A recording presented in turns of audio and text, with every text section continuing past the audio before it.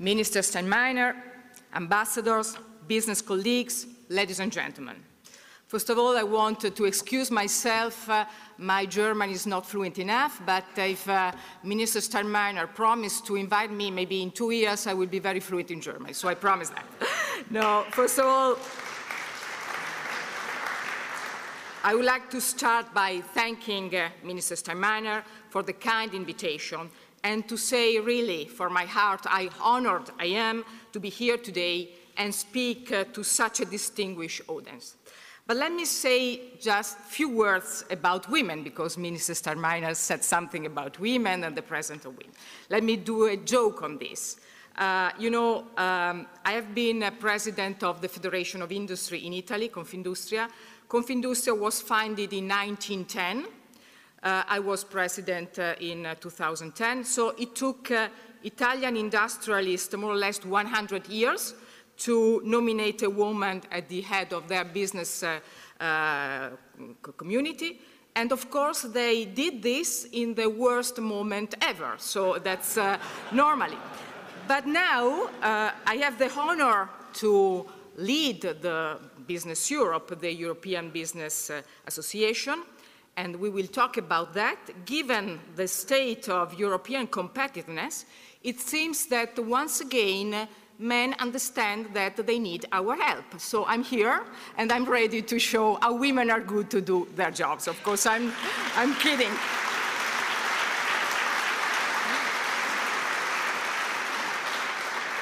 So now let me shift to serious things, even though, I mean, the presence of women in society and business is something very serious, I think. So foreign policy has a significant impact on business. We know this, and I fully share what Minister Steinmeier said. And it is therefore of extreme importance to promote a closer exchange between business people and the head of foreign policies at different levels, both at national and EU levels. Today's initiative is a valuable contribution to increase awareness and foster the dialogue between us, business leaders, and foreign policy representatives. So I really appreciate what you are doing here. I think it's very important. I think also other countries should do something like that, because I understand this is not only a way for business leaders to understand what's going on in the world, but it's also a way for each different business leader to have the chance to discuss with the different ambassador his concrete or her concrete problems in different countries. So I think this is a real very good occasion, and this is why I'm very glad to Minister Steinmeier to this invitation. In my speech, I will try to touch upon the main challenges facing European business today and how a stronger and more competitive Europe, competitive Europe is a key word in my opinion, can play a leading role in the world economy and being trade a key tool in accomplishing this objective. We know very well, both business leaders and also politicians, that in the last 15 years we have witnessed dramatic changes, very strong and deep changes in the way we live, but also in the way we do business. The digital revolution, we know, is reshaping sectors and industry and is making the world smaller and more connected, as Mr. Steinmeier said. New business opportunities were created, new emerging markets are open, so there are a lot of new opportunities for us, business leaders. But we're also facing increasing challenges, we know this. Climate change, resource scarcity, aging population, mainly in developed countries, globalization of the supply chains, or the increasing political and military tensions, and we are living this just in these days, and I know how Mr. Steinmeier is involved and took a leadership in trying to solve these problems. This shifting reality constitutes a challenge for business leaders, but also for politicians, I think. Since the world is more connected, we have also to take into account the fact that the impact of any measure or decision has also the potential to be greater. Something that has been decided in the US or Europe has an influence all over the world, and also less manageable. So we are living in a society of constant learning, where finding innovative solutions is key to ensure sustainable growth and development. As all my business colleagues, and here I saw a lot of business leaders, I am faced every day with this new reality that is less predictable, more complex, and fast-moving. So I think it's really much more difficult to do business today compared maybe with 10 or 15 years ago. In Business Europe, the voice of small and big business across Europe, we address the challenges and the opportunities of this world reality. And our main objective is to provide the decision makers with practical solutions that could help to create best business environment all over Europe.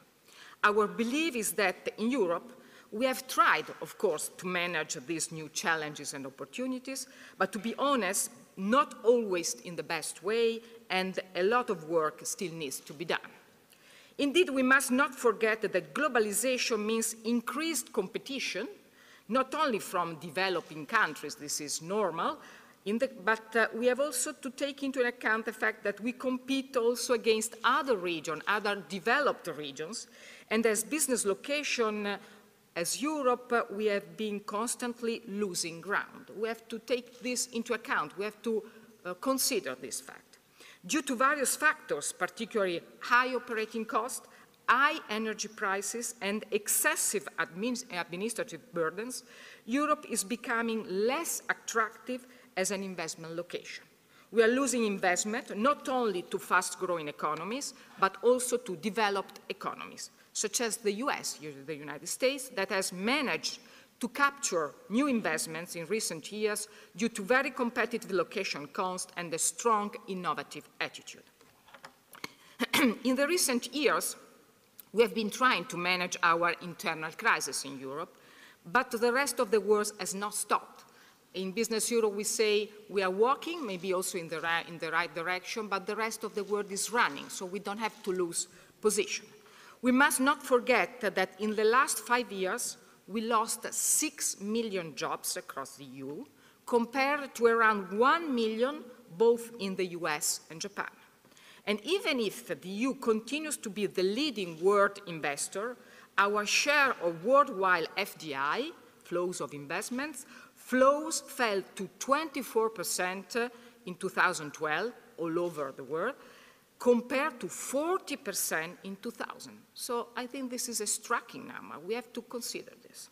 For us, in Business Europe, the scenario can only change if we create the necessary condition to have a more competitive and strong industry in Europe.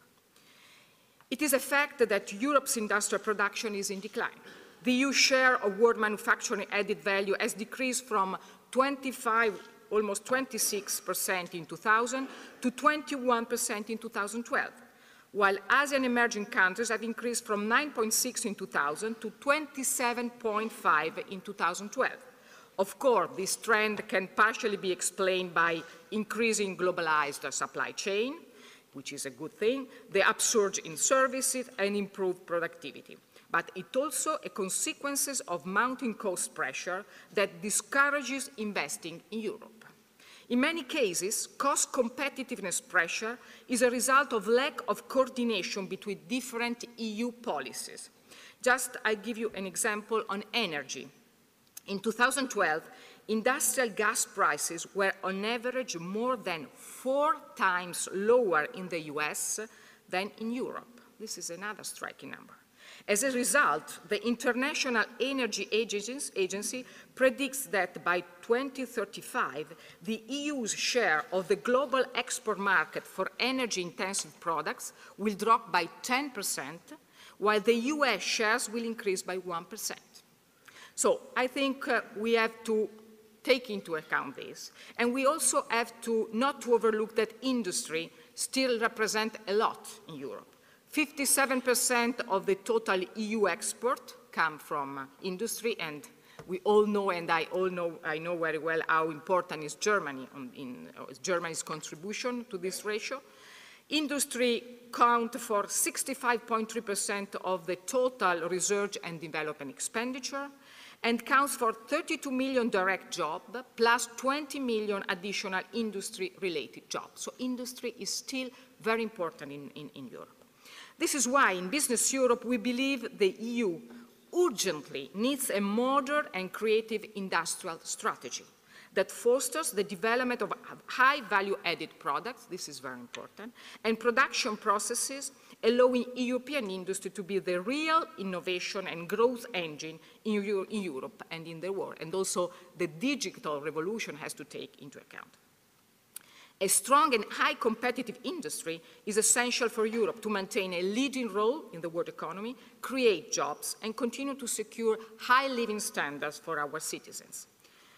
To ensure companies reshore industrial activities in Europe and gain global market share, we must pursue pro-competitive policy in the EU. This is where politicians and business leaders should work closer, should work together, to make sure we don't lose further ground to our main competitors in developed and developing economies. To successfully revive Europe industry, the EU needs a more comprehensive approach to industrial governance. It is essential that a business-friendly environment is set to allow companies to develop their full potential. This calls for improved and early coordination within the and amongst the EU institutions to ensure that different policy initiatives support industrial competitiveness and do not work against it. Sometimes we see that, for example, at the European level, we see, for example, a directive that goes in the right direction, and at the same time another directive that goes in the opposite direction. There is no a clear strategy in supporting industrial competitiveness, and we cannot go longer in this direction. At the same time, concrete policy actions need to be taken in several areas to increase Europe's competitiveness as a business location. So let me quickly highlight some of these areas, the areas that we consider the most important to have a stronger competitiveness in Europe. First, making energy policy a real growth driver. The EU faces two interlinked challenges. The first is high energy prices, I already said that, and increased import dependency. We know this. And I would add, and this is something we are living in these days, that our import dependency on an unreliable and high-risk supplier is creating additional pressure on Europe that urgently needs to find alternative and more dependable sources. Indeed, Europe needs an in-depth review of its approach to energy, a complete one, to avoid damaging further the competitiveness of its industry. As mentioned before, EU industry pays 3 to 4 times higher gas prices than the US. This is very difficult to compete when you have such a kind of gap. India or Russian industry. At present exchange rates, EU industrial electricity prices are more than twice those in the US and Russia, and 20% higher than in China. To remain competitive, the EU has to adjust its climate policy. We are in favor of Europe being in front line on climate policy. We think this could be also a competitive advantage, but we cannot have this unilateral approach. We go on, and no matter what the other part of the world are doing. This is not affordable for us. We have to work all together. We need an agreement on a global level, but this unilateral approach in climate policy for us is not affordable. And then we don't solve the problem, because, you know, we already count for no more than 11% of the total CO2 emission in the world, and we will go down in 2030. So if we don't have a global agreement on this, we don't solve the problem of CO2 emission, and we have a big problem on our competitiveness. So we have to change our climate policy, and we have absolutely to pursue a real diversification strategy, both domestically, exploiting, for example, the potential of shale gas. I know this is an argument which is very difficult for politicians, but I think we have to say this very clearly, and also internationally by envisaging new and more trustworthy sources.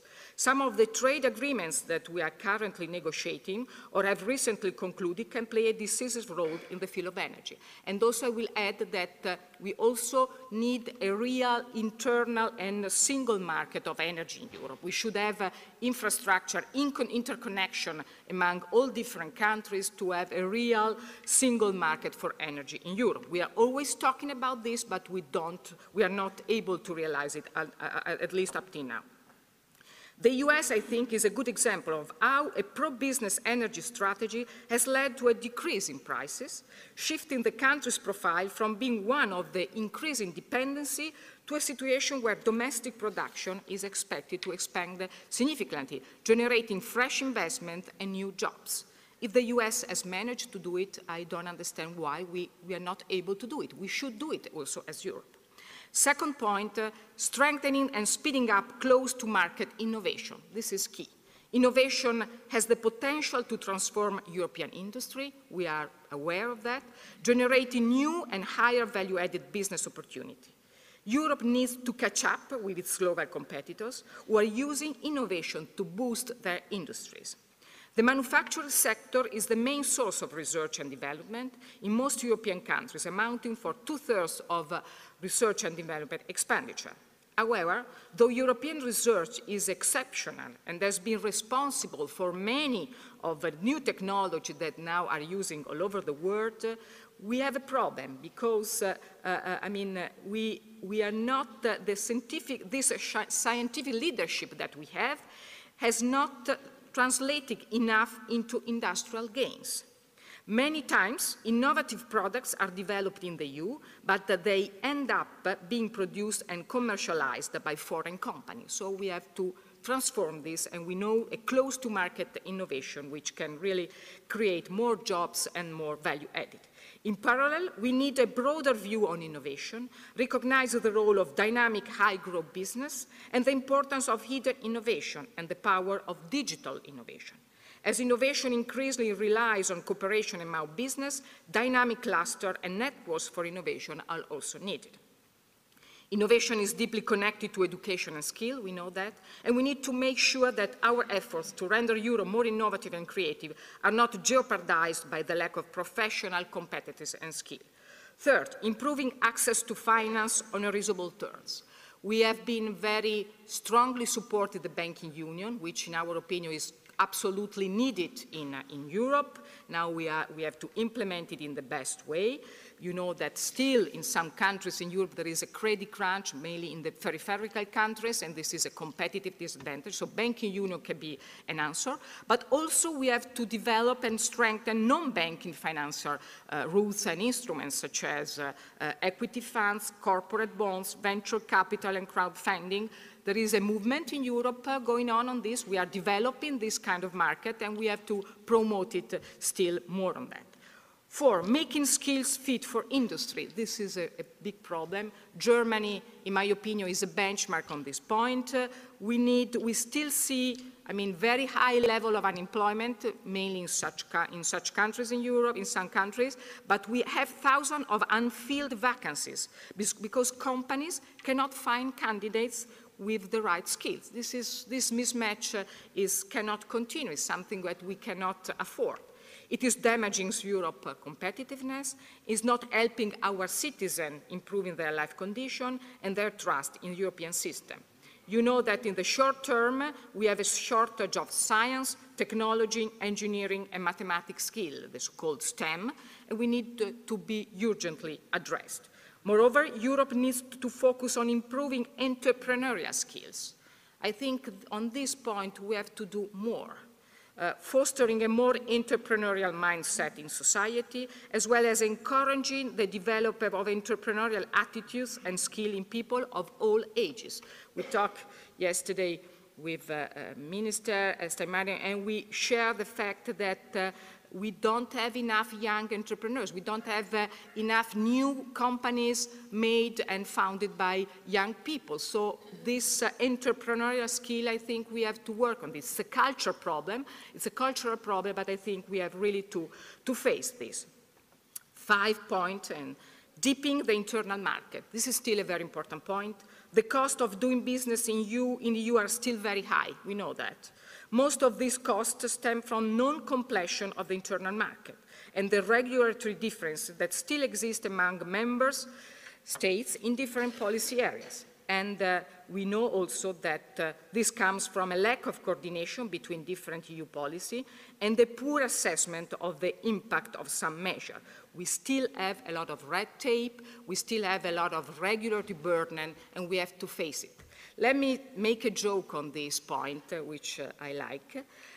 When there is an innovation, the joke says, when there is an innovation coming in the world, you see different attitudes all over the globe. The Americans said, wow, this is a very good innovation, let's make a success on it. This is good. The Asians said, wow, this innovation is very good, let's copy it. And the Europeans said, wow, this innovation is fantastic, so now let's regulate it. So we think we have to change this.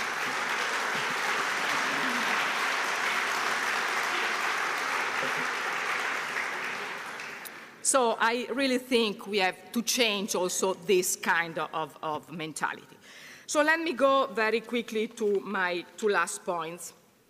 Let me say that so we need to have a better and strong and more competitive industry, and we are also to take into account that already now, but also in the next future, we know that we are not alone in the world, and most of the economic growth in the coming years will be generated outside Europe. 90% of the world economic growth by 2015 is expected to be created outside Europe.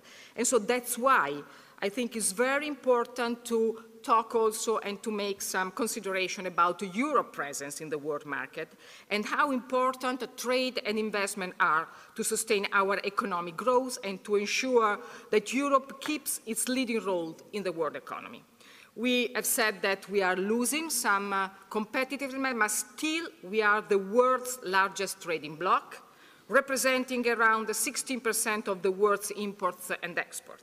In spite of the decrease in the world's investment share, the EU continues to rank first in both inbound and outbound international investment flows. So that's why I think this means that we are already very open, and Germany, as the minister said, is the more open country, and we need to open even more our markets, and so that's why it's so important an ambitious trade agenda for Europe to really keep moving and having more access to market. We know that the value chain, the global value chain is changing. We import a lot as European of intermediate goods, and then we export a lot. So the real global value chain is changing and is a part of our way of living and our way of produce. So that's why, as I said, it's very important to eliminate tariffs, to have a global strategy in opening the market, a comprehensive elimination of tariffs and non-tariff barriers, and facilitation of trade and investment are really very important and are the right answer to this international trading environment. Ideally, you know, the WTO should be the place where we try to play this, to discuss and fulfill these new rules, but to be very concrete and honest, unfortunately, concrete results are scarce, and we don't see how, I mean, also in the next future, the WTO could be really the place to have multilateral agreement. Of course, we have to stay on that, but on the same way, that's why we, as Business Europe, we are strongly in favor of pursuing an ambitious bilateral trade agenda with the main EU trading partners. We think this is very important. So first of all, of course, I cannot I have to speak about the TTIP, the Transatlantic Trade and Investment Partnership. We strongly, I want to say this very clearly, we strongly believe in the potential of this kind of agreement. We know that it's very difficult. We are very interested in a broader agreement, not only tariffs, but tariffs, non-tariffs, public procurement, investment, all this part. We don't want just a small piece. We think that the real potential is that if we have a broader agreement. We know that there cannot be a quick fix, but we want to underline, I want to underline the potential that is here. I don't like, and I'm very concerned about the fact that also in a country like Germany that is so interconnected, your media and a lot of, public opinion is negative. And when we talk about TTIP, the only thing we talk about is chlorinate chicken. How can we do? No, but this is, without understanding the potential that is there. I mean, think, for example, not for the multinational. A multinational company can already access all the marks, that's the American marks, but think, for example, about a small, medium enterprise. Now, with all these regulatory differences, technical standards, for a small, medium enterprise, sometimes it's not affordable to enter the American market, because sometimes you have to have a product with standards that fulfill the rules for Europe, and another product with different characteristics for the American market. This is not affordable. So think about how, we can enlarge our value. How can we can have more turnover on this? How can we really have more access to market? And in a moment in which we are trying to understand how Europe can go back to growth, and how can we create jobs without new public spending and new debt, I think that free trade is the right solution to this. So I'm very concerned about that, but we still consider, the TTIP very important. So we, as Business Europe, will stick on this and will always try to explain also to people that we are not talking about chlorinate chicken. We are not talking about lowering the standard, the social standard of Europe. We are not talking about lowering the standard on environment. Because if we don't share standards between Europe and US, my opinion is that in the end, the Chinese standard will prevail. So we should think about this. And so I also ask my colleagues here, which I'm sure understand and can really understand the potential of this, to work on this, and also from the politicians. I understand we have to take into account what the people think, but we need to explain to people that there is a strong potential. So TTIP is something very important on which we have to work. Of course, we are also working with Japan, which is another very important partner for us. We are working on this. The focus must be given on removal of non-tariff barriers, but also on tariffs. And we also have to work not to have future regulatory differences also in the future. So Japan is another. India and Mercosur are other part. I know here we have all the ambassador, and unfortunately also with India and Mercosur we don't see real progress. There are still a lot of barriers and tariffs there, and we should really work also on this. And finally, China. We know a lot of us invested a lot in China, and I really think that we should need a bilateral investment agreement between Europe and China. We are working on that. This could be very, very, very useful. And last words on Russia. Of course, I want to say something on this. Business Europe recognizes the challenging political environment in the current EU-Russia relations. We are people, business people, but we are also citizens, and so we fully understand what's going on. Since the crisis in Ukraine has started, we have maintained a steady line that can be summarized as follows. First, the European Union has to play a strong role in managing this crisis, and we must not allow the default of Ukraine. This is very important. Second, in this context, we understand the recent Council decision to apply sanctions against Russia, taking into account the delicate political situation. Third, our concern is anyway the fact that we need that these sanctions are applied in a level playing field all over the world. So we don't want to have what happened, for example, against Iran, where our company in Europe has like a discrimination compared with the American one. So sanctions are everywhere, but our sanctions are more strictly than the American one. So we need to have really a level playing field. Fourth, nevertheless, from a business perspective, Russia must be kept in the loop, and for this reason, I personally will go in October in Moscow, where I will have a meeting with the head of the Federation of the Industry in Russia, because we have always had a very strong relationship and we want to keep it. Of course, with Ukraine, we talk every day. And finally, as mentioned already, the EU urgently needs to work towards greater energy independence and finding alternative suppliers. Minister Steinmeier asked me to say something about my country, which is Italy. It's always very difficult for everybody to speak about Italy. Also for me it's difficult, but I will do it, of course. But let me say this. You know, because I think a lot of you have a strong relationship with the Italian manufacturing system, the economy in Italy is still not doing well. Maybe you saw the last data. We are still minus 0.2% of GDP in the third quarter.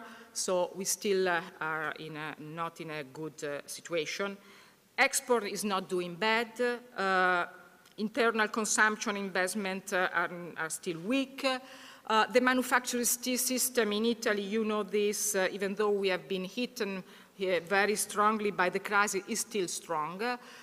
We still are, you know, the second biggest exporter after Germany. We are still leader in some niche and in some sectors. So even though we have a lot of problems, the manufacturing system is still very strong.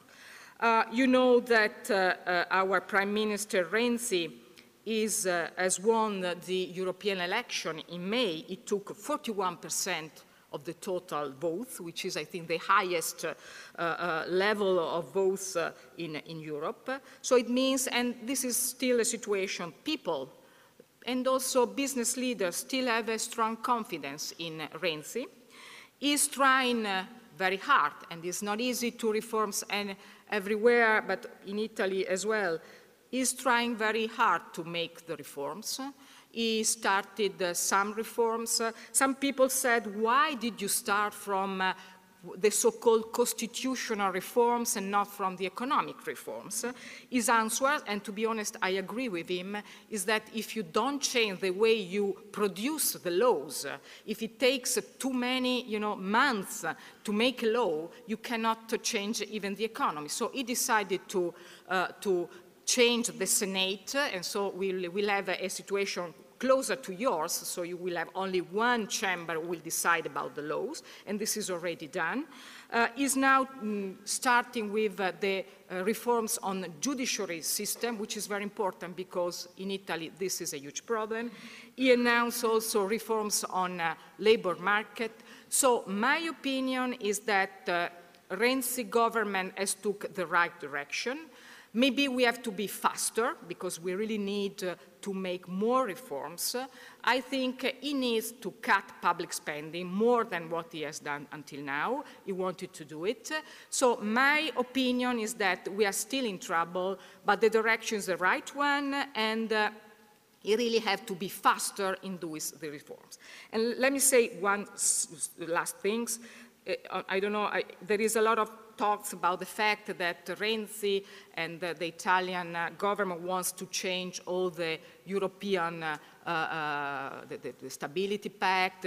This is not true. This is not true at all. So we will stick on the rules that have been decided altogether. So I don't think that we need to have higher debt and higher public spending. This is not the way to solve our problem. The problem is to make structural reforms and to lower public spending. I think, and this is what also Juncker is saying, and also the president of the ECB is saying, we need more investment at European level, but not investment like that. We need more investment in, as we said, infrastructure, on energy, on transportation, to have a stronger internal market. This is something we have to work on it, but the idea of making growth with more debt and more public spending is not in the mind of Renzi, is not in the mind of Padovan, is not in the mind of us. So I think we are, as I said, in the right direction, and we have to go on. And let me say, and finish, that reforms takes time. You know this because Germany was the ill country. It was one of the ill countries in Europe in the end of the 90s and at the beginning of 2000. Minister Steinmeier and also Schroeder made the the start of the reforms. There were some unpopular reforms, some strong reforms. It took some years now to be the benchmark of Europe. And let me say just one thing. Don't go back to this. Stay as a benchmark for Europe. Don't destroy your reforms, because we need you to stay.